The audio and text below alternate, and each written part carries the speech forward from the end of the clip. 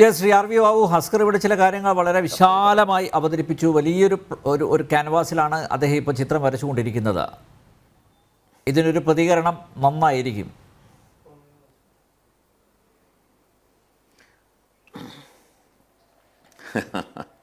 അല്ല, എനിക്ക് ആദ്യം തന്നെ ഈ ഹക്സർ പറഞ്ഞ ചില കാര്യങ്ങളെ ഒന്ന് ആദ്യം വിലയിരുത്താം. ഹക്സർ പറയുണ്ടായി, കുട്ടിക്കൃഷ്ണമാരാർ ഇന്നാണെങ്കിൽ അദ്ദേഹത്തിന് അങ്ങനെ ഒരു വിമർശനം നടത്താൻ കഴിയുമായിരുന്നില്ല, ഇന്നാണെങ്കിൽ അദ്ദേഹത്തിന് നേരെ ചൊവ്വേ ജീവിക്കാൻ കഴിയുമായിരുന്നില്ല, നിങ്ങൾ വിചാരണ ചെയ്യുമായിരുന്നു എന്ന്. അല്ല, ഒരു അഭിപ്രായത്തെ വിചാരണ ചെയ്യുന്നതിലോ വിമർശിക്കുന്നതിലോ അതിനോടുള്ള പ്രതികരണങ്ങൾ നടത്തുന്നതിലൊന്നും ആരും എതിരല്ല, ഇപ്പോഴും എതിരല്ല. പ്രത്യേകിച്ച് ഹിന്ദു സമൂഹം ഒരു കാലത്തും എതിരല്ല. പ്രതികരണങ്ങൾ നടത്താം, പ്രതിഷേധങ്ങൾ സംഘടിപ്പിക്കാം, അതൊക്കെ ജനാധിപത്യമായ രീതിയിൽ ജനാധിപത്യ സംവിധാനങ്ങൾ ചട്ടക്കൂടിനകത്ത് നിന്നുകൊണ്ട് പ്രതിഷേധിക്കാം. നമ്മുടെ അഭിപ്രായ വ്യത്യാസം പറയാം, അത് ആർക്കെതിരെയും പറയാം, നമ്മുടെ അഭിപ്രായ വ്യത്യാസങ്ങൾ പറയാം, അതിനോടൊന്നും ആർക്കും എതിർപ്പില്ല. പക്ഷേ നമ്മൾ ഈ കുറച്ച് മാസങ്ങൾക്ക് മുൻപാണ് ഒരു ഫേസ്ബുക്ക് പോസ്റ്റ് ഷെയർ ചെയ്തതിൻ്റെ പേരിൽ നൂപുർ ശർമ്മ എന്ന് പറയുന്ന ഒരാളെ, ഒരു തയ്യൽക്കാരനെ അദ്ദേഹത്തിൻ്റെ കടയിൽ പോയി കഴുത്തറുത്ത് കൊന്ന സംഭവം നമ്മുടെ രാജ്യത്തുണ്ടായത്. അഭിപ്രായ സ്വാതന്ത്ര്യത്തിന് കിട്ടിയ വിലയാണത്. ഇവിടെ അനിൽ നമ്പ്യാർ ശ്രീ ജോസഫിൻ്റെ ഉദാഹരണം പറഞ്ഞു. നൂപുർ ശർമ്മയുടെ വിഷയമുണ്ടായപ്പോൾ നമ്മൾ കണ്ടതാണ് നൂപുർ ശർമ്മയ്ക്ക് എന്താണ് സംഭവിച്ചതെന്ന്. കനയ്യലാൽ എന്ന് പറയുന്ന ഒരു തയ്യൽക്കാരനെയാണ് കഴുത്തറുത്ത് കൊന്നത്. നൂപുർ ശർമ്മ അദ്ദേഹത്തിൻ്റെ അഭിപ്രായം പറയുകയാണ് ചെയ്തത്, അവരുടെ അഭിപ്രായം പറയുകയാണ് ചെയ്തത്. നൂപുർ ശർമ്മ പറഞ്ഞ അഭിപ്രായം ഞാൻ അടിവരയിട്ട് ഹക്സറിനെ ചലഞ്ച് ചെയ്ത് പറയുന്നു. നൂപുർ ശർമ്മ പറഞ്ഞ അഭിപ്രായം അത് ഖുറാനിലുള്ള അഭിപ്രായമാണ്, ഖുറാനിലോ ഹദീസിലുള്ള അഭിപ്രായമാണ്. അങ്ങനെ അല്ലെന്ന് സ്ഥാപിക്കാൻ ഞാൻ ഹക്സറിനെ വെല്ലുവിളിക്കുകയാണ്. അപ്പോൾ നൂപുർ ശർമ്മ പറഞ്ഞത് ഖുറാനിലുള്ളതോ ആ ഗ്രന്ഥങ്ങളിലുള്ള കാര്യമാണ്. പക്ഷേ നൂപുർ ശർമ്മയ്ക്ക് നേരിടേണ്ടി വന്ന ആക്രമണം ഏത് രീതിയിലായിരുന്നു? അതിനോടുള്ള ഇടതുപക്ഷത്തിൻ്റെയും ഈ വലതുപക്ഷത്തിൻ്റെയും ഒക്കെ സമീപനം എന്തായിരുന്നു? അപ്പോൾ അതൊക്കെ നമുക്കറിയാം. ഈ പറയുന്ന അഭിപ്രായ സ്വാതന്ത്ര്യത്തോട് ഹിന്ദുക്കളെ മാത്രം ആക്രമിക്കുമ്പോൾ അവിടെ അഭിപ്രായ സ്വാതന്ത്ര്യം, ആവിഷ്കാര സ്വാതന്ത്ര്യം, അവിടെ കുട്ടിക്കൃഷ്ണമാരാരെ നിങ്ങൾ പഠിക്കണം, രാമാനുജനെ നിങ്ങൾ പഠിക്കണം, എത്ര ഉദാഹരണങ്ങളാണ് ഹക്സറിന്റെ വായിൽ വരുന്നത്. എന്നാൽ ഇതേ നിലപാട് എന്താണ് മറുഭാഗത്ത് വെക്കാത്തത്? ഹക്സറിന് ആ നിലപാട് മറുഭാഗത്ത് വെക്കാൻ സാധ്യമല്ല. അതിന്റെ കാരണം അവിടെ ഈ പറയുന്ന റൂള് ബാധകമല്ല. ഈ പറയുന്ന ആവിഷ്കാര സ്വാതന്ത്ര്യം, ജനാധിപത്യം, പൗരാവകാശം, ഭരണഘടന, മാങ്ങാത്തൊലി, ഇതൊന്നും ഹക്സറെ അവിടെ ബാധകമല്ല. അവിടെ ബാധകമാകുന്നത് അവരുടെ മതവിശ്വാസത്തിന് വിരുദ്ധമായി ആരെങ്കിലും പറഞ്ഞാൽ അത് ഏത് നിലയ്ക്കാണ് ട്രീറ്റ് ചെയ്യപ്പെടുക എന്നുള്ളതൊക്കെ അനുഭവങ്ങളുണ്ട് നമ്മുടെ മുമ്പിൽ. അപ്പം അതുകൊണ്ട് ഹിന്ദുക്കളെ സംബന്ധിച്ചിടത്തോളം രാമനെ വിമർശിക്കുന്നതൊന്നും ഒരു വിഷയമല്ലെന്ന്. കുട്ടിക്കൃഷ്ണമാരാർക്ക് വിമർശിക്കാം. ഇപ്പോൾ ഹക്സർ രാമനെ ഒരു ഭാഗത്ത് പുകഴ്ത്തുന്നു, മര്യാദാ പുരുഷോത്തമൻ, കാരുണ്യത്തിന്റെ പ്രതീകം. എന്നിട്ട് അതേ ശ്വാസത്തിൽ തന്നെ അദ്ദേഹം ഉപയോഗിക്കുന്ന ആളാരാണെന്നറിയാമോ? കുട്ടിക്കൃഷ്ണമാരാരാണ്. അദ്ദേഹം എടുത്ത് പ്രയോഗിക്കുന്നത് കുട്ടിക്കൃഷ്ണമാരാരെയും രാമാനുജനെയുമാണ്. അവരെല്ലാം രാമന്റെ നെഗറ്റീവ് സൈഡാണ് പ്രയോഗിച്ചത്, ഉയർത്തിക്കാണിച്ചത്. രാമന്റെ നെഗറ്റീവ് സൈഡ്, രാമൻ സീതയെ ഉപേക്ഷിച്ചത്, ഗർഭിണിയായ സീതയെ ഉപേക്ഷിച്ചത്, അല്ലെങ്കിൽ രാമൻ ഒളിയമ്പ ചെയ്ത് ബാലിയെ കൊന്നത്, അല്ലെങ്കിൽ ഇപ്പോൾ നേരത്തെ തന്നെ ഹക്സർ പറഞ്ഞില്ലേ ശംഭുകന്റെ വധം, ആ ശംഭുകന്റെ വധം. അപ്പോൾ അങ്ങനെ ശംഭുകനെ, കീഴാളനായ ശംഭുകനെ കൊന്ന രാമൻ എങ്ങനെയാ മര്യാദ പുരുഷോത്തമനാവുക? ഈ ബാലിയെ ഒളിയമ്പ് ചെയ്ത് കൊന്നു എന്ന് ആക്ഷേപിക്കുമ്പോൾ അതോടൊപ്പം തന്നെ രാമൻ എങ്ങനെയാണ് മര്യാദാ പുരുഷോത്തമനും സദ്ഗുണ സമ്പന്നനുമാവുക? ഗർഭിണിയായ സീതയെ ഉപേക്ഷിച്ച രാമന് എങ്ങനെയാണ് നമുക്ക് മാതൃകയാക്കാൻ പറ്റുക? അപ്പൊ ഇതിന്റെ ഒരു കോൺട്രഡിക്ഷൻ ഉണ്ട്. എന്നിട്ട് ഒരു ഭാഗത്ത് രാമൻ മര്യാദാ പുരുഷോത്തമനാണ്, നിങ്ങളുടെ രാമൻ ആ രാമനല്ല, ഗാന്ധിയുടെ രാമനല്ല എന്ന് പറയും. ഇത് ആകെ കൂടി കൺഫ്യൂഷനാണ് ഹക്സറിനെ പോലുള്ളവർക്ക്. ഇടതുപക്ഷത്തിന്റെ കൺഫ്യൂഷനാണ് അനിൽ നമ്പ്യാരേത്. ഇടതുപക്ഷത്തിന് എങ്ങനെ ഹിന്ദു സമൂഹത്തെ സമീപിക്കണം, ഹിന്ദുക്കളെ, ഈ വിശ്വാസങ്ങളെ സമീപിക്കണം എന്നുള്ള ടോട്ടൽ അട്ടർ കൺഫ്യൂഷനിലാണ് അവര്. യഥാർത്ഥത്തിൽ എന്താണ് ഈ ശംഭുകവധം അടക്കം? അത് രാമനെ നമ്മൾ കാണേണ്ടത് കുട്ടിക്കൃഷ്ണമാരാരുടെ വ്യാഖ്യാനത്തിലൂടെയല്ല ഹക്സറെ. രാമനെ നമ്മൾ കാണേണ്ടത് ഈ രാമാനുജന്റെ രാമായണത്തിലൂടെയല്ല. നിങ്ങൾക്ക് രാമനെ പഠിക്കണമോ, നിങ്ങൾ വാൽമീകി രാമായണത്തിലേക്ക് പോകണം, വാൽമീകി രാമായണം വായിക്കണം. അവിടെ എന്തുകൊണ്ടാണ് ഈ രാമൻ ബാലിയെ ഒളിയമ്പ ചെയ്തത് എന്നതിന്റെ ഉത്തരം കിട്ടും. അവിടെ എന്തുകൊണ്ടാണ് ഗർഭിണിയായ സീതയെ രാജധർമ്മത്തിന്റെ അടിസ്ഥാനത്തിൽ, ഇവിടെ രാജധർമ്മം ഇപ്പൊ ഇല്ല, ഇവിടെ രാജധർമ്മം പ്രജകളുടെ താല്പര്യം എന്നുള്ളതില്ല, ഇവിടെ മുഖ്യമന്ത്രിയുടെ ഓഫീസും അടക്കം കള്ളക്കടത്ത് കേന്ദ്രമാവുകയും അല്ലെങ്കിൽ മാസപ്പടി യഥാസമയം അവിഹിതമായി സമ്പാദിക്കുകയും ചെയ്യുന്ന ഭരണാധികാരികളുള്ള നാട്ടിൽ രാജാവ് പ്രജകളുടെ താല്പര്യത്തിന് ഒരു ഭർത്തൃധർമ്മത്തെക്കാൾ പ്രജാധർമ്മം, രാജധർമ്മം അതിന് മുൻതൂക്കം നൽകുമ്പോൾ ഇതൊക്കെ മനസ്സിലാക്കാൻ ഈ ഉദരം കൊണ്ട് ചിന്തിക്കുന്നവർക്ക് സാധ്യമല്ല. ഉദരം കൊണ്ട് ചിന്തിക്കുന്നവർക്ക് ഇത് ഉൾക്കൊള്ളാനും സാധ്യമല്ല. അപ്പൊ അതുകൊണ്ട് ഈ രാമനെ യഥാർത്ഥത്തിൽ മനസ്സിലാക്കണമെങ്കിൽ എനിക്ക് ഹക്സറിനോട് പറയാനുള്ളത്, നിങ്ങൾ വാൽമീകി രാമായണം വായിക്കണം. അരുത് കാട്ടാള എന്ന് പറഞ്ഞ് ആ ക്രൗഞ്ച മിഥുനങ്ങളുടെ ആ വ്യഥയിൽ അല്ലെങ്കിൽ അതിൻ്റെ ആ വിഷമതയിൽ മനസ്സുമൊന്ന് പാടിയ ആ വാൽമീകി തന്നെയാണ് 14,000-ഓളം വരുന്ന നിശാചരികളായ രാക്ഷസന്മാരെ ഒറ്റയ്ക്ക് നിന്ന് എതിർത്ത കോദണ്ഡധാരിയായ രാമനെ കുറിച്ചും എഴുതിയത് ഹക്സർ. അധർമ്മികളായിട്ടുള്ള രാക്ഷസവംശത്തെ മുച്ചൂടും നശിപ്പിച്ച് രാവണനെ പോലുള്ള അധർമ്മിയായിട്ടുള്ള ബ്രാഹ്മണനായിട്ടുള്ള ആ രാക്ഷസനെതിരെ യുദ്ധം ചെയ്ത് ആ രാവണനെ പരാജയപ്പെടുത്തിയ ആ രാമൻ കോദണ്ഡധാരിയായ രാമനായിരുന്നു ഹക്സറെ. അപ്പൊ അധർമ്മത്തിനെതിരെ യുദ്ധം ചെയ്യാൻ ഒപ്പം കോദണ്ഡധാരിയായ ആ രാമനെയും ഉയർത്തിപ്പിടിച്ചത് ഇതേ വാൽമീകി തന്നെയാണ്. അപ്പൊ ആ വാൽമീകിയുടെ രാമനെ നമുക്ക് തള്ളിക്കളയാനാവില്ല. ആ വാൽമീകിയുടെ രാമനാണ് ഗാന്ധിയുടെ രാമൻ. ആവേണ്ടതും അങ്ങനെ തന്നെയാണ്. അല്ലെങ്കിൽ ഗാന്ധിയുടെ രാമന് വാൽമീകിയുടെ രാമനുമായിട്ടൊരു ബന്ധമില്ലെന്ന് പറയേണ്ടി വരും. അപ്പൊ അതുകൊണ്ട് ഗാന്ധിജി രാമായണത്തിലെ രാമൻ പിടിച്ച ചില ഗുണവിശേഷങ്ങളെ അദ്ദേഹം പ്രൊജക്റ്റ് ചെയ്ത് കാണിച്ചു, അല്ലെങ്കിൽ അത് പൊതുസമൂഹത്തിന് മുമ്പിൽ അവതരിപ്പിച്ചു എന്നുള്ളൂ. വാൽമീകിയുടെ രാമൻ ഇതെല്ലാം ചേർന്ന രാമനാണ്. ആ രാമനെയാണ് ഭാരതത്തിലെ ഹിന്ദു സമൂഹം ഏറ്റെടുത്തിട്ടുള്ളത്. ഇവിടെ ഹക്സർ പറയുണ്ടായി, തെറ്റായ രീതിയിൽ ഒരാൾ പഴയ കാലത്ത് തെറ്റ് ചെയ്തു, ആ തെറ്റ് ആവർത്തിക്കണമോ എന്നൊക്കെ ചോദിക്കുകയുണ്ടായി. ഞാൻ ഹക്സറിനോട് ചോദിക്കട്ടെ, നിങ്ങൾ എപ്പോഴെങ്കിലും കമ്മ്യൂണിസ്റ്റ് മാർക്സിസ്റ്റ് പാർട്ടിയോ ഇടതുപക്ഷ പ്രസ്ഥാനങ്ങളോ ഇടത് ചരിത്രകാരന്മാരോ എപ്പോഴെങ്കിലും ഹിന്ദു സമൂഹത്തോട് ദയാപൂർവം പെരുമാറിയ ഒരു ചരിത്രം കാണിക്കാമോ? നിങ്ങൾ മുസ്ലിം സമൂഹത്തോട് പറഞ്ഞോ, നിങ്ങൾ ഈ അവകാശവാദം ഉപേക്ഷിക്കണം, നിങ്ങൾക്ക് ഈ കെട്ടിടവുമായിട്ട് വൈകാരികമായിട്ട് ഒരു ബന്ധവുമില്ല, ഒരു വൈദേശിക അക്രമി സ്ഥാപിച്ച ഒരു കെട്ടിടം, അവിടെ ഹിന്ദുക്കൾ അവരുടെ രാമൻ ജനിച്ച സ്ഥലമാണെന്ന് വിശ്വസിക്കുന്നു, അത് നിങ്ങൾ വിട്ടുകൊടുത്ത് ഈ പ്രശ്നം പരിഹരിക്കണം. ഹിന്ദുക്കളുടെ വിശ്വാസമാണത്. അത് അവരുടെ ആദിമ ഗ്രന്ഥങ്ങളിൽ, പുരാണങ്ങളിൽ, ഇതിഹാസങ്ങളിൽ ഒക്കെ പറഞ്ഞിട്ടുള്ളത്. അങ്ങ് തന്നെ ഇവിടെ ഉന്നയിച്ച രാമചരിത മാനസം, തുളസീദാസന്റെ രാമചരിത മാനസം, അല്ലെങ്കിൽ സ്കന്ദപുരാണം, ഇതിലൊക്കെ പറഞ്ഞു വെച്ചിട്ടുള്ള ആ രാമന്റെ ജന്മസ്ഥാനം ഹിന്ദുക്കൾ സഹസ്രാബ്ദങ്ങളായി വിശ്വസിക്കുന്നതല്ലേ? അത് അവർക്ക് വിട്ടുകൊടുത്ത് ഈ പ്രശ്നം പരിഹരിക്കണം എന്ന് ഒരു ഉപദേശം, ഒരു നിർദ്ദേശം നിങ്ങളുടെ ഇടതുപക്ഷ ചരിത്രകാരന്മാരോ നിങ്ങളുടെ ബുദ്ധിജീവികളോ നിങ്ങളോ ഒരിക്കലെങ്കിലും ഈ മുസ്ലിം സമൂഹത്തോടും ഈ വാദമുന്നയിച്ച മുസ്ലിം നേതൃത്വത്തോട് പറയാൻ ഹക്സറെ നിങ്ങളുടെ പാർട്ടിയോ നിങ്ങൾ ഈ പറയുന്ന നേതാക്കന്മാരോ തയ്യാറായില്ലെന്ന് മാത്രമല്ല, അത് പരിഹരിക്കാൻ തയ്യാറായ സന്ദർഭത്തിൽ ചന്ദ്രശേഖർ പ്രധാനമന്ത്രിയായിരുന്നപ്പോൾ, ഇത് പറഞ്ഞതാരാ? MGS നാരായണൻ പറഞ്ഞ കാര്യമാണ്. ചന്ദ്രശേഖർ പ്രധാനമന്ത്രിയായിരുന്നപ്പോൾ ആ ഒത്തുതീർപ്പ് വ്യവസ്ഥയെ അട്ടിമറിച്ചുകൊണ്ട് ബാബറി മസ്ജിദ് ആക്ഷൻ കമ്മിറ്റിയുടെ വക്കാലത്തുമായിട്ടാണ് ഇടതുപക്ഷ ചരിത്രകാരന്മാർ വന്നത്.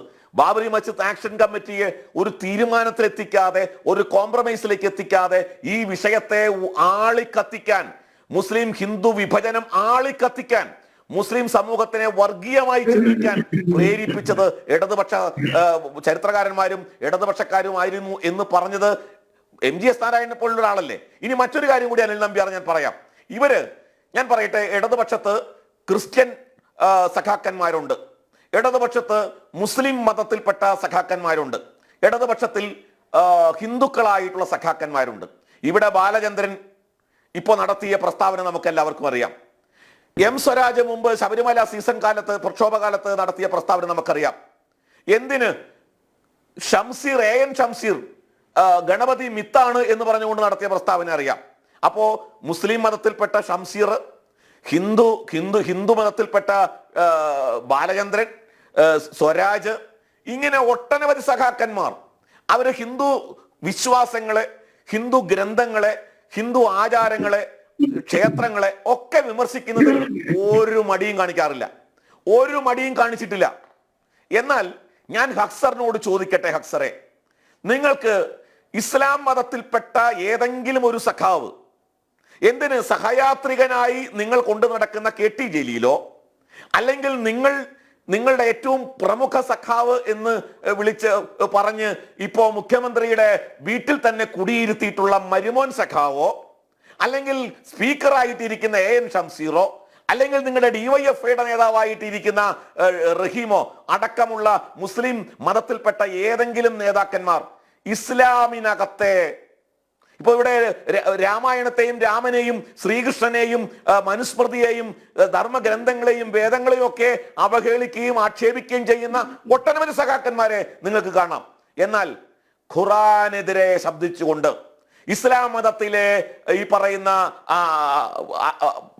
എന്താ പറയാ, നമ്മൾ അനാവശ്യമായ ഒരുപാട് കാര്യങ്ങൾ ചൂണ്ടിക്കാണിക്കാൻ, സ്ത്രീകളോടുള്ള സമീപനം, കുട്ടികളോടുള്ള സമീപനം, അവരുടെ സ്വത്താവകാശം സംബന്ധിച്ചുള്ള സമീപനം, ഇത്തരത്തില്, അത് മാത്രമല്ല അവിശ്വാസികളോടുള്ള ഇസ്ലാമിന്റെ സമീപനം, ബഹുദൈവ വിശ്വാസികളോടുള്ള ഇസ്ലാമിന്റെ സമീപനം, ഇത്തരം സമീപനങ്ങളെയൊക്കെ ചോദ്യം ചെയ്തുകൊണ്ട് നിങ്ങളുടെ നേതാക്കന്മാർ, മുസ്ലിം മതത്തിൽപ്പെട്ട നേതാക്കന്മാർ ആരെങ്കിലും എപ്പോഴെങ്കിലും ശബ്ദിച്ചതായിട്ട് നിങ്ങൾക്ക് ചൂണ്ടിക്കാണിക്കാനാകുമോ?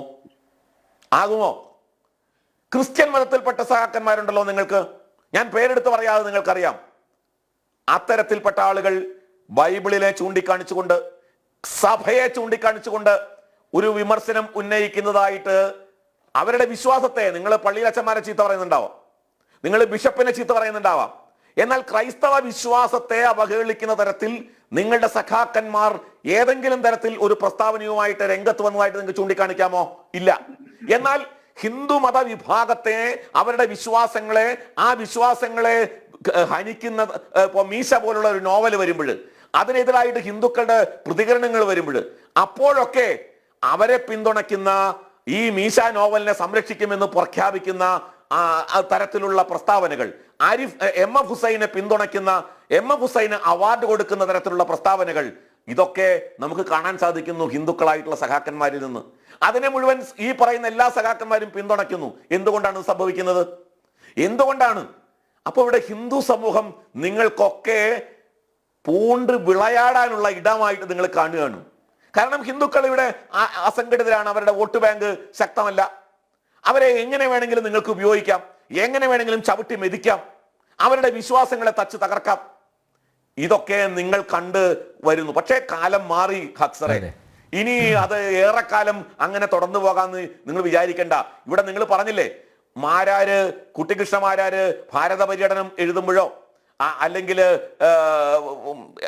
MF ഹുസൈൻ ചിത്രങ്ങൾ വരയ്ക്കുമ്പോഴോ, അല്ലെങ്കിൽ രണ്ടാമൂഴം ഭീമനെ സംബന്ധിച്ച് MT എഴുതുമ്പോഴോ, കർണൻ എന്ന് VS ഖണ്ടേക്കർ എഴുതുമ്പോഴോ, ഇതൊക്കെ അന്ന് ഹിന്ദുക്കൾ ഇതെല്ലാം വളരെ കൗതുകത്തോടെ വീക്ഷിച്ച ഹിന്ദുക്കൾ ഇന്ന് ചിലപ്പോൾ മാറി ചിന്തിച്ചെന്ന് വരും. കാരണം നിങ്ങളുടെ ഇരട്ടത്താപ്പ്, നിങ്ങളുടെ കാപടികമായ മതേതര സങ്കല്പം, നിങ്ങളുടെ ഹിന്ദു വിരുദ്ധ നിലപാട്, അസ്ഥിക്ക് പിടിച്ച ഹിന്ദു വിരുദ്ധത, ഇതിനൊക്കെ ഹിന്ദുക്കൾ ഇന്ന് തൻ്റെ ഇടത്തോടെ ചോദ്യം ചെയ്യാൻ പോവുകയാണ്. അതുകൊണ്ട് ഏറെക്കാലം നിങ്ങൾക്ക് ഈ നിലപാടുമായിട്ട് മുന്നോട്ട് പോകാൻ പറ്റില്ല ഹക്സർ. ഹിന്ദു സമൂഹം തിരിച്ചടിക്കുക തന്നെ ചെയ്യും. യെസ്, വളരെ വ്യക്തമായി കാര്യങ്ങൾ അവതരിപ്പിച്ചിട്ടുണ്ട് അഡ്വക്കേറ്റ് അസ്ക. താങ്കളുടെ മറുപടി അനിവാര്യമാണ്.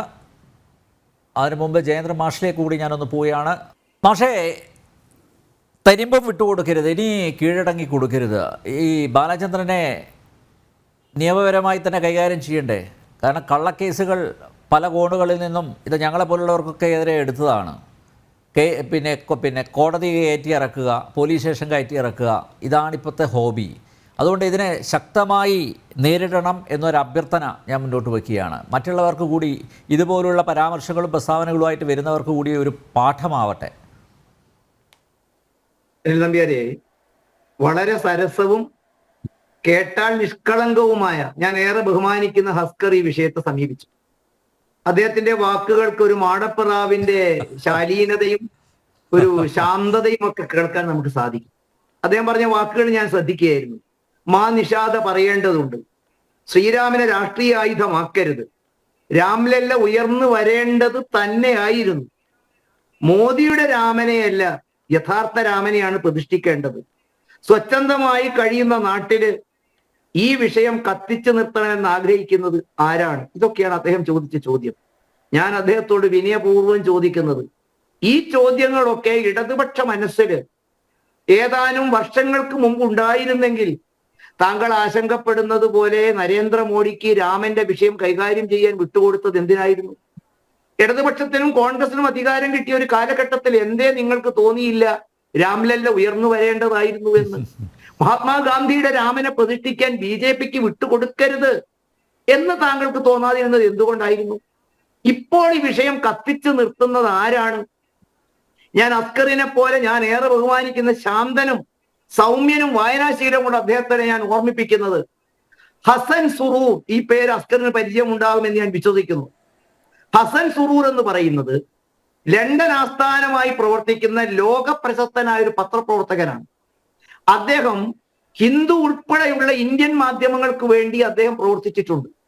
ഞാൻ അസ്കറിനെ, അദ്ദേഹത്തിന്റെ സോഷ്യൽ എഞ്ചിനീയറിംഗ് മികവ്, സാമൂഹ്യ ഘടനയെക്കുറിച്ചുള്ള അദ്ദേഹത്തിന്റെ പഠനം, അത് പ്രസിദ്ധീകരിച്ച് അദ്ദേഹം ലോക പ്രശസ്തമാക്കിയ അദ്ദേഹത്തിന്റെ കഴിവ്, അദ്ദേഹം ഏറ്റവും അവസാനം ഇറക്കിയ ഒരു പുസ്തകമുണ്ട് ഭാസ്കർ, ഇന്ത്യൻ മുസ്ലിംസ് സ്പ്രിംഗ്, ഭാരതത്തിന്റെ മുസ്ലിങ്ങളുടെ വസന്തകാലം, വൈ നോബഡി ടാക്കിംഗ് അബൌട്ട്. ഗൂഗിളിൽ സെർച്ച് ചെയ്താൽ താങ്കൾക്ക് കിട്ടും. അതിൽ അദ്ദേഹം കൃത്യമായി ഇന്ത്യൻ മുസ്ലിമിന്റെ മനസാന്തരത്തെ കുറിച്ച് പറയുന്നു. അദ്ദേഹം പറയുന്നു, ഇന്ത്യൻ മുസ്ലിങ്ങൾ കഴിഞ്ഞകാല സ്പർദ്ധയെക്കുറിച്ച് ഓർക്കുന്നില്ല. നേരത്തെ എനിക്ക് മുമ്പ് സംസാരിച്ച നമ്മുടെ ആങ്കർ തന്നെ ഇക്ബാൽ അൻസാരിയെ കുറിച്ച് പറഞ്ഞു, അദ്ദേഹത്തിന്റെ മനംമാറ്റത്തെ കുറിച്ച് പറഞ്ഞു. ഇവിടെ ഹസൻ സുറൂർ രേഖപ്പെടുത്തുന്നു, ഭാരതത്തിലെ മുസ്ലിം യുവത്വം കഴിഞ്ഞകാല സ്പർദ്ധകളെ കുറിച്ച് അവർക്ക് ആശങ്കയില്ല. അവർ കരുപ്പിടിപ്പിക്കാൻ പോകുന്ന ഭാരതത്തിലെ യുവത്വത്തിന്റെ ജീവിത സാഹചര്യങ്ങളെ അവർ കൃത്യമായി പറയുന്നു. വർത്തമാനകാല ഭാരതത്തിൽ തങ്ങളുടെ വസന്തകാലത്തിലേക്ക് ഞങ്ങൾ നടന്നെടുക്കുകയാണ്. ഞങ്ങളുടെ യുവത്വത്തിന്റെ സർഗാത്മകതയെയും രാഷ്ട്രചേതനയെ ഉണർത്താനുള്ള ഞങ്ങളുടെ കഴിവിനെയും ഭാരതം വളരെ നന്നായി അഡ്രസ് ചെയ്യപ്പെടുന്നു എന്ന് അതിനെക്കുറിച്ച് പഠിച്ച ആളുകൾ പറയും. ഇനി നമുക്ക് നമ്മുടെ വിഷയത്തിലേക്ക് വരാൻ ഞാൻ ചോദിക്കുന്നു, നിഷാദ പറയേണ്ടത് ആരോടാണ്? ആരാണ് ഹസ്കറെ ഈ ചർച്ചയിൽ പോലും വിഷയത്തെ വഴിതെറ്റിക്കുന്നത്? ആരാണ് ഈ ഒരു സംഭവത്തെ കുറിച്ച് പറയുന്നത്? ഞാൻ ഒറ്റ ചോദ്യം അസ്കറിനോട് ചോദിക്കും. നിഷ്കളങ്കമായ അസ്കറിന്റെ വാക്കുകൾ പിൻവലിച്ചാൽ അവസാനിപ്പിക്കേണ്ടതല്ലേ? തീർച്ചയായും താങ്കൾ പറഞ്ഞ വാക്കുകൾ ശരിയാണ്. ഇതെല്ലാവരോടും പുലർത്തണ്ടേ? ഇവിടെ അനുഭവവേദ്യനായ കേരളത്തിലെ ഒരു പോലീസ് സേനയെ പച്ചവൽക്കരിക്കപ്പെട്ടതിന്റെ അനുഭവം നമ്മുടെ മുമ്പിൽ അസ്കറെ നോക്കൂ. കറുപ്പ് കാണിക്കുന്നത് ഒരേ സമീപനമാണോ കേരളത്തിലുള്ളത്? കറുപ്പ് മുഖ്യമന്ത്രിക്കെതിരെ കാണിച്ചാലുള്ള സമീപനമാണോ കറുപ്പ് ഗവർണർക്കെതിരെ കാണിച്ചാലുള്ളത്?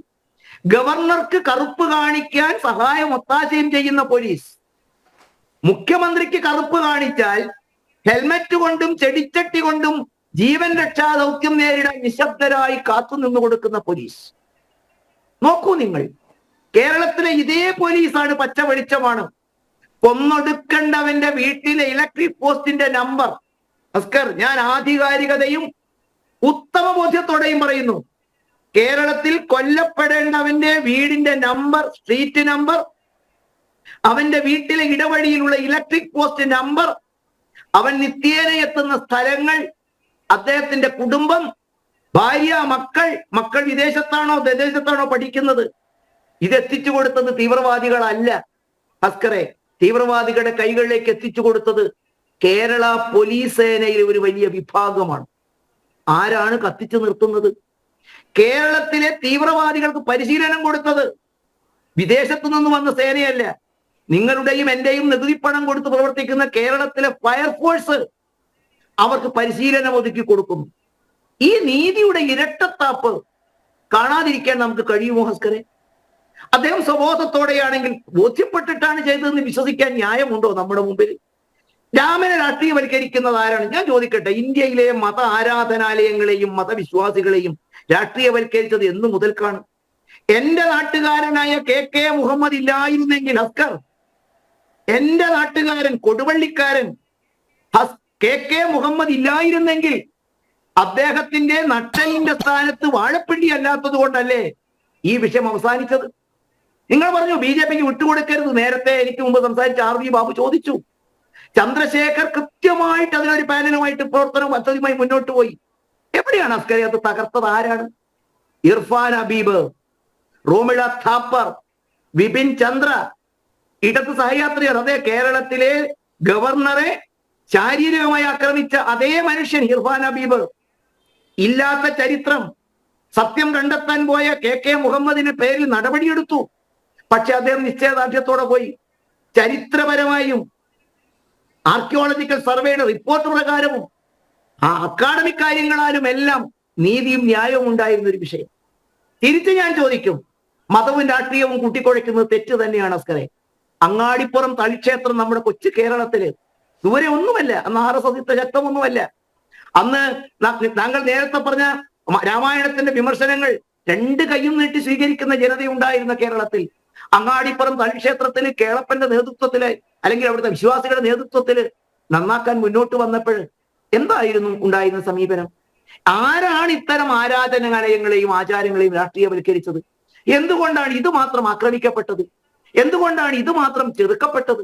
പട്ടി പാത്തിയ കല്ലുമ്മൽ ചന്ദനം പൂശിയ കേളപ്പന്റെ എല്ല് സൂപ്പാക്കി അയ്യാറെട്ടിന് വിളമാക്കാനുള്ള പരസ്യമായ മുദ്രാവാക്യം വിളിച്ചു കൊടുക്കുമ്പോഴും ആരായിരുന്നു രാഷ്ട്രീയവൽക്കരിച്ചത്? ഞാൻ വീണ്ടും ഓർമ്മിപ്പിക്കുന്നു താങ്കളെ, ഇന്നത്തെ ഇന്ത്യ മുന്നണിയിൽപ്പെട്ട കോൺഗ്രസിന്റെ നേതാവ് മതേതരത്വവും ഒരുപക്ഷെ നമ്മളിപ്പോ പറയുന്ന എന്താ പറയുക രാമജന്മഭൂമി വിഷയത്തില് കെ നായർക്കെതിരെ ശക്തമായ താക്കീത് കൊടുത്ത നെഹ്റുവിനെയാണല്ലോ നമ്മളൊക്കെ ഉദ്ധരിക്കാറ്. ഞാൻ അസ്കറിനെ ഓർമ്മിപ്പിക്കുന്നു, ഈ ജവഹർലാൽ നെഹ്റു 2 തവണ കേരളത്തിൽ വന്ന ഓർമ്മയുണ്ട്. 1957-ലും 1962-ലും. 57-ൽ വന്നപ്പോ നെഹ്റു ചോദിച്ചത് എന്താണെന്നറിയോ അസ്കറെ? ആ ചത്ത കുതിരയെ, രാജ്യം വിഭജിച്ച മുസ്ലിം ലീഗിനെ ഇനിയും കേരളത്തിൽ ജീവനോടെ നിലനിർത്തുന്ന ആരാണ്? അതിന്റെ ആവശ്യമുണ്ടോ എന്ന് ചോദിച്ച ജവഹർലാൽ നെഹ്റു. രണ്ടാമത് 62-ൽ അസ്കറെ അദ്ദേഹം വരുമ്പോൾ വിമോചന സമരത്തിന്റെ കേളികൊട്ട് തുടങ്ങിയിരുന്നു കേരളത്തിൽ. അന്നാണ് ക്രിസ്തീയ സഭകള് ഒരുമിച്ച് ചേർന്ന് വോട്ട് ഇടതുപക്ഷത്തിന് ചെയ്യരുത് അടുത്ത തെരഞ്ഞെടുപ്പിൽ നിന്ന് പരസ്യമായി പ്രഖ്യാപിച്ചത്. ജവഹർലാൽ നെഹ്റു കൊടുത്ത ഉത്തരം ഞാൻ അസ്കറിനെ ഓർമ്മിപ്പിക്കുന്നു. മതവും രാഷ്ട്രീയവും രണ്ടാകണം വിശ്വസിച്ച് ജവഹർലാൽ നെഹ്റു പറഞ്ഞു, കമ്മ്യൂണിസ്റ്റുകൾക്ക് വോട്ട് ചെയ്യരുത് എന്ന അഭിപ്രായത്തോട് ആശയത്തോട് ഞാൻ യോജിക്കുന്നു. പക്ഷേ അത് പറയാൻ സഭയുടെ നേതൃത്വത്തിന് എന്താ അവകാശം? സഭ വിട്ടുനിൽക്കണം ഈ അഭിപ്രായത്തിൽ നിന്ന്. സഭയും രാഷ്ട്രീയവും തമ്മിലുള്ള ഈ ബന്ധമാണ് അവസാനിപ്പിക്കേണ്ടത്. ഇന്ന് ഞാൻ ചോദിക്കട്ടെ, കേരള ഗവൺമെന്റിന്റെ ജെൻഡർ ഇക്വാലിറ്റി നിയമം, കേരള ഗവൺമെന്റിന്റെ കുടുംബശ്രീക്കാരുടെ ജെൻഡർ ഇക്വാലിറ്റി പ്രതിജ്ഞ ശ്രദ്ധിക്കണം. കേരളത്തിലെ ഒരു വിഭാഗത്തിലെ നിയമനം PSCക്ക് വിടാനെടുത്ത തീരുമാനം എവിടെയാണ് അസ്കറെ ഇത് തിരുത്തപ്പെട്ടത്? ആരാണ് അസ്കറെ ഇത് പുറകോട്ട് വലിച്ചത്? അപ്പൊ ഞാൻ താങ്കളോട് ചൂണ്ടിക്കാണിക്കുന്നത്, നീതിയുടെ നിഷേധത്തെക്കാൾ ക്രൂരമാണ് നീതി നടപ്പിലാക്കുന്നതിലുള്ള വിവേചനവും കൃത്യമായ അവഗണനയും. ഇപ്പൊ തന്നെ പറഞ്ഞു അനിൽ നമ്പ്യാര്, അദ്ദേഹം ഇട്ട പോസ്റ്റിലെ കേസ് ഇന്നും നടക്കുന്നു. മറുഭാഗത്ത് ഇത് ചെയ്താൽ മാപ്പപേക്ഷിച്ചാൽ തീരുന്നതാണോ ഈ വിഷയങ്ങളൊക്കെ? അങ്ങനെയാണെങ്കിൽ കേരള പോലീസിന് എത്ര കേസുകൾ നിലനിൽക്കേണ്ടത് ഇല്ല ഇപ്പോ? അപ്പൊ ഇവിടെ വിഷയം അതൊന്നുമല്ല. ഒരു ജനപ്രതിനിധി അദ്ദേഹം പാലിക്കേണ്ട മര്യാദ അദ്ദേഹം ഒരിക്കൽ പോലും കാണിച്ചില്ല. അതിന് അദ്ദേഹത്തിന്റെ പേര് നടപടി വേണ്ടേ അസ്കറെ? നാളെ നിങ്ങൾക്കും എനിക്കും അങ്ങനെ തോന്നാതിരിക്കണമെങ്കിൽ നാളെ ഒരു BJP-ക്കാരന്, താങ്കളുടെ വാദം ഞാൻ കടമെടുക്കുന്നു, നാളെ ഒരു BJP-ക്കാരന് ഇത്തരത്തിലുള്ള അന്യമത അല്ലെങ്കിൽ സ്വമത നിന്ദ അവരെ ബഹുമാനിക്കുന്നത് അപമാനിക്കാൻ തോന്നാതിരിക്കണമെങ്കിൽ ആ തെറ്റ് ചെയ്തവനെ ഏതെങ്കിലും തരത്തിലുള്ള നടപടിയിലേക്ക് നമ്മൾ എടുക്കേണ്ടിയിരിക്കുന്നില്ലേ? രാംലല്ല ഉയർന്നു വരണമെന്ന ആവശ്യം എത്ര കാലമാണ് നിങ്ങൾ ഉദ്ധരിച്ചത്? ഇപ്പോഴും ഞാൻ ചോദിക്കട്ടെ, ഈ വിഷയത്തിൽ ആരാണ് രാഷ്ട്രീയവൽക്കരിച്ചത്? അത് നടപ്പിലാക്കിയതും അത് ഇംപ്ലിമെന്റ് ചെയ്തതും സുപ്രീം കോടതി നിഷേധിച്ച, നമുക്ക് അഭിപ്രായ വ്യത്യാസം ഉണ്ടാകാം. സുപ്രീം കോടതി നിശ്ചയിച്ച ഒരു കമ്മിറ്റി, ഒരു ഉറുപ്പിക പോലും പൊതുഖജനാവിൽ നിന്ന് എടുക്കാത്ത ഭാരതം. പണ്ട് സോമനാഥ ക്ഷേത്രത്തിന്റെ പ്രവർത്തനത്തിന് രാഷ്ട്രപതിയും അന്നത്തെ ആഭ്യന്തരമന്ത്രിയുമായിരുന്നു നേതൃത്വം കൊടുത്തതെങ്കിൽ ഇതിന് നേതൃത്വം കൊടുത്തത് നോൺ ഗവൺമെന്റൽ ഏജൻസി ആയിരുന്നു. അവരാദ്യം വിളിച്ചത് ആരെയാണ്? രാഹുൽ ഗാന്ധിയെ. പിന്നീട് വിളിച്ചു നിങ്ങളുടെ നേതാവിനെ. അതൊരു സ്വകാര്യമായ ക്ഷണമായിരുന്നില്ലേ? എന്തേ സ്വകാര്യമായ ക്ഷണം പോകാതിരിക്കുന്നതിന് പകരം ആദ്യത്തെ പരസ്യ പ്രസ്താവന വരുന്നത് എവിടെയാണ്? ഒരു സ്വകാര്യമായ ക്ഷണം, വ്യക്തിപരമായി കിട്ടിയ ക്ഷണം. ആ ക്ഷണം രാഷ്ട്രീയവൽക്കരിച്ച് ആദ്യമായി രംഗത്തെ കൊടുക്കുന്നതാണ്. ഇനി അസ്കറിന്റെ സുഹൃത്തുക്കളുടെ ഇന്നത്തെ സോഷ്യൽ മീഡിയ ഹാൻഡിലുകളിലൊക്കെ ഉള്ള ഇപ്പോൾ ലൈവായി നിൽക്കുന്ന രാമജന്മഭൂമിയെ ബന്ധപ്പെട്ട വസ്തുതകൾ എന്താണ്? അപ്പൊ ഇന്ത്യൻ സുപ്രീം കോടതിക്ക് തെറ്റുപറ്റിയോ? ഹിന്ദുക്കളും മുസ്ലിങ്ങളും ഒരുമിച്ചെടുത്ത തീരുമാനത്തിന് വിലയില്ലാതായോ? ആർക്കിയോളജിക്കൽ സർവേ ഓഫ് ഇന്ത്യയിലെ KK മുഹമ്മദിന്റെ കണ്ടെത്തലുകൾക്ക് വിലയില്ലാതായോ? മറക്കണമെന്ന് ആഗ്രഹിക്കുന്ന Yes. അൻസാരി പോലും പങ്കെടുത്ത് രാഷ്ട്രത്തിന്റെ മനസ്സാണെന്ന് പറഞ്ഞൊരു വിഷയത്തിൽ ഇന്ന് നഞ്ച് കലക്കുന്നത് ആരാണ് ഹസ്കറെ? ഇതൊരു പക്ഷേ നിങ്ങൾ പറഞ്ഞത് ശരിയാണ്, ഞങ്ങളല്ലായിരുന്നു ചെയ്തിരുന്നതെങ്കിൽ, ഞങ്ങളുടെ ഭാഗത്തു നിന്നായിരുന്നു പരാമർശം ഉണ്ടായിരുന്നെങ്കിൽ എവിടെ എത്തുമായിരുന്നു? താങ്കൾ ചോദിച്ചു എന്തൊക്കെ കത്തുമായിരുന്നു കേരളം. ഇല്ല ഹസ്കറെ. സംഷീർ പറഞ്ഞപ്പോ കേരളം കത്തിയോ? ശബരിമലയില് കയറ്റണമെന്ന് പറഞ്ഞ മുഖ്യമന്ത്രിയുടെ വീട്ടിലേക്ക് ആരെങ്കിലും അക്രമത്തിന്റെ ഭാഷയുമായി പോയോ? അതിനെതിരെ ജനകീയ പ്രതിരോധമല്ലേ ഈ രാജ്യത്തെ എന്ത് സ്വീകരിച്ചത്? അതുകൊണ്ട് നമുക്ക് വിമർശിക്കാം, നമുക്ക് എതിർപ്പുകൾ രേഖപ്പെടുത്താം, Yes. മാന്യവും സത്യസന്ധവുമായ നക്കുക പ്രയോഗിച്ച വാക്കാണ് ഒരു MLA. നക്കുക. നോക്കണം നിങ്ങൾ ഒരു മര്യാദ പുരുഷോത്തമനോട് പറഞ്ഞ വാക്കുകൾ, എന്നിട്ട് ഒരു പിൻവലിച്ചാൽ തീരുമെങ്കിൽ ഞാൻ ചോദിക്കട്ടെ അസ്കറെ, ഞാൻ ഒരാളെ കുത്തിക്കൊന്നിട്ട് ബാക്കിയുള്ളവരോട് മാപ്പ് പറഞ്ഞാൽ തീരുമോ അത്? ഞാനൊരു സഹോദരിയെ മാനഭംഗപ്പെടുത്തിയിട്ട് ഒരു മാപ്പ് പറഞ്ഞാൽ അവസാനിക്കുമോ അത്? ഒരു പിൻവലിക്കൽ അവസാനിക്കുമോ ഇത്? നോവിക്കേണ്ടവരെ മുഴുവൻ നോവിപ്പിച്ചിട്ട് ഭരണകൂടം നിഷ്ക്രിയമായിട്ട് അതിന് ഒത്താശ ചെയ്യുമ്പോൾ താങ്കളെപ്പോലുള്ള ആളുകൾ അതിന് ന്യായമായിട്ട് അയോധ്യയെയും രാമനെയും എടുത്തുദ്ധരിക്കുമ്പോൾ പ്രത്യക്ഷമായിട്ടല്ലെങ്കിലും പരോക്ഷമായിട്ടെങ്കിലും ഇതിനെ ന്യായീകരിക്കുന്നതായി പോകുന്നില്ലേ എന്നൊരാശങ്ക Yes. എന്നെ പോലുള്ളവർ, താങ്കളെപ്പോലുള്ളവരിലാണ് ഞങ്ങൾക്ക് പ്രതീക്ഷ. ഇടതുപക്ഷത്തിന്റെ മനസ്സ് തിരുത്താനുള്ള ചാലകശക്തിയായി മാറേണ്ടവരല്ലേ നിങ്ങളൊക്കെ. അതെ. അതുകൊണ്ട് അപലപിക്കുന്നതോടൊപ്പം ഈ തെറ്റുകുറ്റങ്ങൾ കൂടി കണ്ടെത്താൻ കഴിയുമ്പോൾ മാത്രമേ നമ്മുടെ രാജ്യത്ത് സമാധാനവും, ഒരുപക്ഷെ ഹസൻ ഹുറൂറിന്റെ കണ്ടെത്തലുകൾ, ആ നഞ്ചു കലക്കുന്ന പ്രവർത്തനത്തിൽ നിന്നും നിഷാദ എന്ന് പറയേണ്ടത് സ്വന്തം മനസാക്ഷിയോടോ അല്ലെങ്കിൽ നിങ്ങളുടെ കൂടെ നിൽക്കുന്ന താങ്കളുടെ സഹപ്രവർത്തകരോടോ അല്ലേ എന്നുള്ള ചിന്തയാണ് ഈ സായാഹ്നം ഉയർത്തുന്നത്. യെസ്, അഡ്വക്കേറ്റ് ആസ്ക മറുപടി. ഇരട്ടത്താപ്പ് അവസാനിപ്പിക്കണം എന്ന ഒരു അപേക്ഷയാണ് RV ബാബുവും അതുപോലെ നമ്മുടെ മാഷും മുന്നോട്ട് വെച്ചത്. ഇതില് ഒരു തരത്തിലുള്ള ഇരട്ടത്താപ്പില്ല. ബാലേന്ദ്രന്റെ പോസ്റ്റിനോടുള്ള എന്റെ സമീപനം എന്റെ രാഷ്ട്രീയ ബോധത്തിന്റെ കൂടി അടിസ്ഥാനത്തിലാണ്. അതായിരിക്കും ഇടതുപക്ഷത്തിന്റെ സമീപനം. ഒരു തരത്തിൽ മാത്രമല്ല, ഇവിടെ ഒരു വലിയ പ്രശ്നം ഉയർത്തുന്നത് ഇപ്പോ ജയചന്ദ്രൻ മാഷാണെങ്കിലും അതുപോലെ തന്നെ ശ്രീ RV ബാബു ആണെങ്കിലും ഉയർത്തുന്ന ഒരു വലിയ പ്രശ്നം, നിങ്ങൾ ഹിന്ദു മത സംസ്കാരത്തെ അല്ലെങ്കിൽ ഹിന്ദു സംസ്കൃതിയുടെ അടിസ്ഥാന മൂല്യങ്ങൾ നിങ്ങൾ ബഹിഷ്കരിക്കുന്നു എന്നുള്ളതാണ്. ഹിന്ദു സംസ്കൃതിയുടെയും ഹിന്ദു സംസ്കാരത്തിന്റെയും അടിസ്ഥാനപരമായിട്ടുള്ള മൂല്യങ്ങൾ, അതിന്റെ ബോധ്യം എന്ന് പറയുന്നത് എന്തിനേയും സ്വീകരിക്കുക എന്നുള്ളതാണ്. അവിടെയാണ് വ്യത്യസ്തമായ സംസ്കൃതികൾ ഉരുത്തിരിഞ്ഞു വരുന്നത്. അതുകൊണ്ടാണ് ഞാൻ നേരത്തെ സൂചിപ്പിച്ചത്, ഫാദർ കാമിൽ ഗുൽക്കഞ്ച് ക്രോഡീകരിച്ചിട്ടുള്ളതാണ് ഈ ലോകത്താകമാനമുള്ള രാമായണങ്ങളെ ക്രോഡീകരിച്ചുകൊണ്ട് അദ്ദേഹത്തിന്റെ ഒരു ഗവേഷണ പ്രബന്ധമുണ്ട്. 1974 കേരള സർവകലാശാല രാമകഥ എന്ന പേരിൽ അത് പ്രസിദ്ധീകരിച്ചിട്ടുണ്ട്. ലോകത്ത് വ്യത്യസ്തമായ രാമകഥകൾ ഉണ്ടെന്നും അതിൽ ഒന്നു മാത്രമാണ് വാൽമീകി രാമായണമെന്നും, അപ്പോൾ നിങ്ങൾ കാണുന്ന രാമൻ അല്ല ലോകത്താകമാനമുള്ള ശ്രീരാമനെന്നും തിരിച്ചറിയാതിരിക്കുകയും നിങ്ങൾക്ക് വിമർശന വിധേയമാകാതിരിക്കുന്ന തരത്തിലേക്ക് ഹിന്ദു സംസ്കാരത്തെ നിങ്ങൾ ഹിന്ദു മതമാക്കി ചുരുക്കി കാണാൻ ശ്രമിക്കുന്നു എന്നുള്ളിടത്തുമാണ് വലിയ പ്രതിസന്ധി സൃഷ്ടിക്കപ്പെടുന്നത്. നിങ്ങൾ ഹിന്ദു സംസ്കാരത്തെ ഹിന്ദു സംസ്കാരമായി നിലനിർത്തുകയും അത് ഹിന്ദു മതമായി ചുരുക്കാൻ ശ്രമിക്കുന്നിടത്തുമാണ് ഇത്തരം വിമർശനങ്ങളെ നിങ്ങൾക്ക് അസഹിഷ്ണുതയോടുകൂടി കാണേണ്ടി വരുന്നത്. ഒരു വ്യക്തി ചെയ്ത തെറ്റിനെ അല്ലെങ്കിൽ ഒരു വ്യക്തിയുടെ സമീപനത്തെ, അതുകൊണ്ടാണ് ഞാൻ നേരത്തെ ആശങ്കപ്പെട്ടത്, കുട്ടികൃഷ്ണമാരാർ ഇന്ന് ജീവിച്ചിരുന്നെങ്കിൽ, ഫാദർ കാമിൽ ഗുൽക്കഞ്ച് ഇന്ന് ജീവിച്ചിരുന്നു എങ്കിൽ ഈ കാലഘട്ടത്തിലാണ് ഇത്തരം അഭിപ്രായങ്ങൾ പറയേണ്ടി വരുന്നത് എങ്കിൽ എന്താകുമായിരുന്നു അവരുടെ അവസ്ഥ എന്നുള്ളിടത്താണ് നിങ്ങൾ അവരുടെ കൈപ്പത്തി വെട്ടിയെടുക്കുന്നതാണോ പറയുന്നത്? അങ്ങനല്ല, അങ്ങനെയല്ല അതിനെ കാണേണ്ടത്. ഞാൻ പറഞ്ഞുതരാം. സെമറ്റിക് മതങ്ങളെ സംബന്ധിച്ചിടത്തോളം നിയതമായ നിയമങ്ങളുടെ അടിസ്ഥാനത്തിൽ നിർമ്മിക്കപ്പെട്ടിട്ടുള്ള ചട്ടക്കൂടുകളിലാണ് സെമറ്റിക് മതങ്ങൾ ആകമാനം നിലനിൽക്കുന്നത്. ആ സെമറ്റിക് മതങ്ങളിലെ വിമർശന വിധേയമാകേണ്ട ആചാര അനുഷ്ഠാനങ്ങളെ വിമർശിച്ചിട്ടുണ്ട് ഇടതുപക്ഷം. ശ്രീ RV ബാബു ചോദിച്ചല്ലോ, ശരീഅത്തിന്റെ കാലത്ത് ഷഹാനുബാനി കേസിന്റെ കാലഘട്ടത്തിൽ സഖാവ് EMS എടുത്ത നിലപാടെന്താ? അന്ന് ഈ സഖാവ് EMSനെ ആരൊക്കെയാ വിമർശിച്ചത്? അപ്പൊ സ്വാഭാവികമായും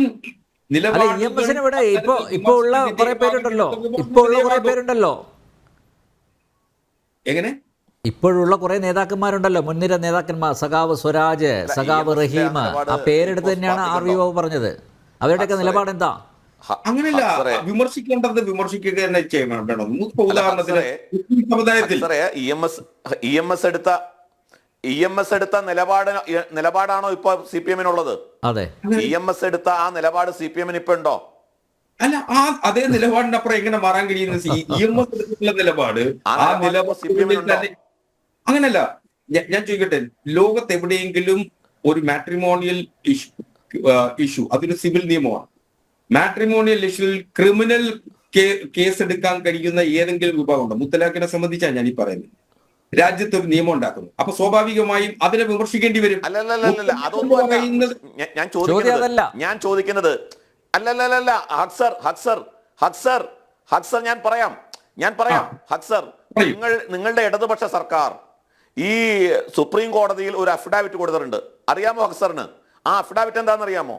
ഇസ്ലാമിക നിയമത്തിൽ ശരീഅത്താണ് ശരി, ശരീഅത്തിനെ പിന്തുണച്ചുകൊണ്ട് ശരീഅത്താണ് ശരി എന്ന് പ്രഖ്യാപിച്ചുകൊണ്ട് ഇടതുപക്ഷ സർക്കാർ ശരീഅത്തുമായി ബന്ധപ്പെട്ട കേസിൽ ഈ സുപ്രീം കോടതിയിൽ ഒരു അഫിഡാവിറ്റ് കൊടുത്തതായിട്ട് അറിയാമോ ഹക്സറിന്? സംസ്ഥാന സർക്കാർ നരേന്ദ്രമോദിയുടെ മുത്തലാഖ് ചൊല്ലിയാൽ ക്രിമിനൽ കുറ്റമാണോ? അതൊന്നുമല്ല ഞാൻ പറഞ്ഞത്. ശരീഅത്താണ് ശരി എന്ന് പ്രഖ്യാപിച്ചുകൊണ്ട് ഒരു അഫിഡാവിറ്റ് സുപ്രീം കോടതിയിൽ ഇടതുപക്ഷ സർക്കാർ കൊടുത്തിട്ടുണ്ട്. ആ നിലപാടായിരുന്നില്ലല്ലോ ഇ എം എസിന്റേത്. അങ്ങനെയല്ല, ഇ എം എസിന്റെ നിലപാട് അതായിരുന്നില്ലല്ലോ. അപ്പോ ഇവിടെ ഞാൻ പറഞ്ഞു വന്നത് ഈ വളരെ കൃത്യമായിട്ട് പറഞ്ഞോളൂ, അങ്ങയുടെ അവസരമാണല്ലോ, പറഞ്ഞോളൂ. അങ്ങനെയല്ല, പറഞ്ഞോ, ചോദിച്ചോളൂ. എനിക്ക് സമയമില്ല, സമയം കൺക്ലൂഡ് ചെയ്യാം. ഇപ്പൊ ഇ എം എസ് എടുക്കുന്ന നിലപാട് ഭരണകൂടത്തിന്റെ നിലപാടല്ല. ഭരണകൂടം എടുക്കുന്നത് ഭരണകൂടത്തിന്റെ നിലപാടാണ്. അത് പാർട്ടിയുടെ നിലപാടായി കാണാൻ പാടില്ല. ഇടതുപക്ഷത്തിന്റെ കാഴ്ചപ്പാട് മതം രാഷ്ട്രീയത്തിലും രാഷ്ട്രീയം മതത്തിലും ഇടപെടരുത് എന്നുള്ളതൊക്കെയാണ്. എന്തുകൊണ്ട് ഈ ശരീഅത്ത് ആണ് നിലനിൽക്കുന്നത് എന്ന് ഗവൺമെന്റ് നിലപാടെടുത്തുകൂടാ? പക്ഷെ ശരീഅത്തിലെ അനാചാരങ്ങളെ ഇ എം എസ് തുറന്നു വിമർശിച്ചിട്ടുണ്ട്. അപ്പോ ഇ എം എസ് വിമർശിച്ചിട്ടില്ല മുസ്ലിം സമുദായത്തെ, അല്ലെങ്കിൽ ഇടതുപക്ഷം ഒരു കാലത്തും മുസ്ലിം ഹക്സറെ ആ നിലപാടായിരുന്നില്ല. നോക്കൂ ഹക്സറെ, ശബരിമല കാര്യത്തിൽ ഇതേ ഇടതുപക്ഷ സർക്കാർ ദേവസ്വം ബോർഡ് സുപ്രീം കോടതിയിൽ കൊടുത്ത അഫിഡാവിറ്റ് എന്തായിരുന്നു? UDF കൊടുത്ത അഫിഡാവിറ്റ് തിരുത്തിയിട്ട് ശബരിമല വിഷയത്തിൽ ഇതേ ഇടതുപക്ഷ സർക്കാർ കൊടുത്ത അഫിഡാവിറ്റ് എന്തായിരുന്നു? അവിടെ മതവും ഭരണകൂടവും തമ്മിലുള്ള ബന്ധം എന്തായിരുന്നു? അങ്ങനെയല്ല, അത് നിങ്ങൾക്ക് ഇ എം എസിന്റെ അഭിപ്രായം അത് രാഷ്ട്രീയ അഭിപ്രായം, അത് ഭരണകൂടത്തിന്റെ അഭിപ്രായമല്ല. അത് ഭരണകൂടത്തിന്റെ അഭിപ്രായമായിട്ട് കാണാൻ പറ്റില്ല. ഇവിടെയോ? അപ്പൊ ഈ ഒരു ഇതിന് ഹക്സറെ അങ്ങയുടെ വിഷമം എനിക്ക് മനസ്സിലാവും. അങ്ങനെയൊക്കെ ഇതിനൊക്കെ ന്യായീകരിക്കാൻ പറ്റാത്ത അവസ്ഥയുണ്ട്. അങ്ങ് പറഞ്ഞോളൂ.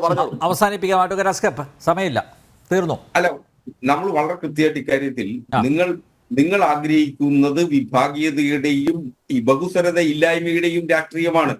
ഞങ്ങളെ സംബന്ധിച്ച് അങ്ങനെയല്ല. ഞങ്ങൾക്ക് വിശാലമായി കാര്യത്തെ സമീപിക്കണം. രാമനെ നിങ്ങൾ അറിയുന്ന ഒരു വിഭാഗത്തിനെ ഇവിടെ താങ്ങി നിൽക്കണം, എങ്കിൽ മാത്രമേ നിങ്ങൾക്ക് വരും വർഷങ്ങളിലും ജയിച്ചു കയറാൻ പറ്റൂ. അതിജീവനത്തിന്റെ രാഷ്ട്രീയമാണ് നിങ്ങൾ പയറ്റുന്നത്. ചുരുക്കത്തിൽ ഹക്സർ ഒരു സെക്കൻഡ്, ഹക്സർ പറയുന്നത് എന്താണെന്നറിയാമോ? ഹക്സർ പറയുന്നത് ഹിന്ദുക്കൾ വളരെ വിശാല മനസ്കരാണ്, നിങ്ങളുടെ സംസ്കാരത്തിനനുസരിച്ച് നിങ്ങൾ പെരുമാറണം. എന്നാൽ മറ്റു മതങ്ങൾ അവർ സെമറ്റിക് മതങ്ങളാണ്, അവർക്ക് അവരുടേതായിട്ടുള്ള ചട്ടക്കൂടുണ്ട്, അവരുടെ രീതിയിൽ പെരുമാറും. അപ്പൊ ഹിന്ദുക്കൾ വിശാല മനസ്കരാണ്, നിങ്ങൾ തല്ലുകൊള്ളണം, എല്ലാവരെയും സ്വീകരിക്കണം. അവര് അവരുടേതായിട്ടുള്ള വിശ്വാസത്തിന്റെ ചട്ടക്കൂടുണ്ട്, അവർക്ക് അവരുടെ രീതിയിൽ പെരുമാറാം. എന്ന് വെച്ചാൽ എപ്പോഴും വേലി കെട്ടേണ്ടത് ഹിന്ദുക്കൾ, കഞ്ഞി കുടിക്കേണ്ടത് സെമറ്റിക് മതങ്ങൾ. അപ്പൊ എപ്പോ നോക്കിയാലും ഹിന്ദുക്കൾ വേലി കെട്ടണം, സെമറ്റിക് മതങ്ങൾ കഞ്ഞി കുടിക്കും. ഈ ന്യായം ഇപ്പോ വിലപ്പോവില്ല ഹക്സർ. കുറെയൊക്കെ കാലഘട്ടം മാറി വരികയാണ്. അതുകൊണ്ട് ഈ വിശാലതയും ഈ പറയുന്ന ബഹുസ്വരതയുടെയും ഈ ഒരു എന്താ പറയാ ബ്ലാക്ക് മെയിലിംഗില് ഹിന്ദു സമൂഹത്തെ തളച്ചിടാമെന്ന് ഹക്സറെ ഇനിയും കരുതുന്നത് തികച്ചും മൗഢ്യമാണ്. അത് തെറ്റാണ്. അങ്ങനെയുള്ള ആ ഒരു അളവുകോൽ വെച്ച് നിങ്ങൾ ഇനി ഹിന്ദു സമൂഹത്തെ അളക്കരുത്. സമയം അതിക്രമിച്ചിരിക്കുന്നു. RV ബാബു, അസ്ക ജയചന്ദ്രൻ മാസ്റ്റർ, ക്ഷമിക്കുക എന്നോട്. എന്തായാലും മിസ്റ്റർ ബാലചന്ദ്രൻ, നിങ്ങൾ സാംസ്കാരിക കേരളത്തിന് അപമാനമാണ്. നിങ്ങൾ തൃശ്ശൂരിലെ പ്രബുദ്ധമായ ജനതയാണ് അപമാനിച്ചിരിക്കുന്നത്. അതുകൊണ്ട് പോസ്റ്റ് പിൻവലിച്ചതുകൊണ്ടോ ഖേദപ്രകടനം നടത്തിയതുകൊണ്ടോ ഈ പ്രശ്നം ഇവിടെ അവസാനിക്കുന്നില്ല. താങ്കൾക്ക് ആത്മാർത്ഥതയുണ്ടെങ്കിൽ, താങ്കളെ ജയിപ്പിച്ചവരോട്, വോട്ടർമാരോട് ആത്മാർത്ഥതയുണ്ടെങ്കിൽ താങ്കൾ ആ സ്ഥാനം രാജിവെക്കുന്നതാണ് നല്ലത്. ജനറൽ ഡിബേറ്റ് ഇവിടെ പൂർണ്ണമാകുന്നു. ചർച്ചയിൽ പങ്കെടുത്ത എല്ലാ അതിഥികൾക്കും നന്ദി. ഒപ്പം